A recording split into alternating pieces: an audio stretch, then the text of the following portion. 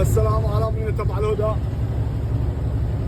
أنا في ألانا جورجيا، أنا في ألانا. والله ما تصدقوا إيش اللي حصل لي هنا، وبالذات في المخرج هذا، الإكزت هذا.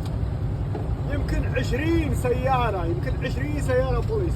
خلنا نشوف عاد موجودين إلا الحمد لله مش موجود. يمكن 20 سيارة بوليس هنا مكروتين كرت في هذا البقعة عند الستوب لايت، عند الترافيك لايت.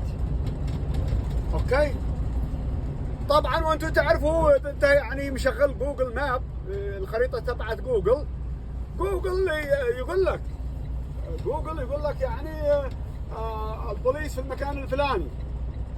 احزيدكم ايش رايكم انه ماشي حتى جوجل ما قال ليش ان بوليس هنا، ولا انا داري ان بوليس الا بعد ما خرجت من الاكزت، الا بعد ما خرجت من المخرج والقاهم قدامي. يمكن 20 ويعني بيفتشوا الهويات، بطاقتك كل واحد يجي من هنا، كلهم شغالين. يمكن 20 سيارة واقفين هنا يعني بوليس. بطاقتك. بس انتوا عارفين كيف يعني ايش حصل لجوجل؟ ليش جوجل ما قال لي شيء البوليس موجود؟ احزيدكم ليش؟ بس الحافقين منكم.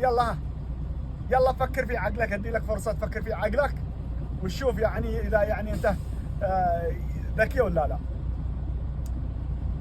اوكي، يمكن عرفت يمكن ما عرفت. للي عرفوا تفكيرك صح. البوليس اللي كانوا هنا 20 سيارة، اذا حد حط في الاب بوليس هذولا اليوم موجودين هنا يبلغوا وجوجل يبعد البلاغ ان البوليس موجود. ولهذا السبب البوليس موجودين. يعني انتبهوا، كونوا حذرين، لا تكونوا تصدقوا جوجل، لان جوجل ما هو داري ايش اللي بيحصل حقيقة. يعني جوجل يعني يسمعوا هذا لكن يبلغوا جوجل ماشي بوليس. البوليس بنفسه يبلغ الشرطة بانقسام يبلغوا جوجل ماشي بوليس. شفتوا؟ دريتوا؟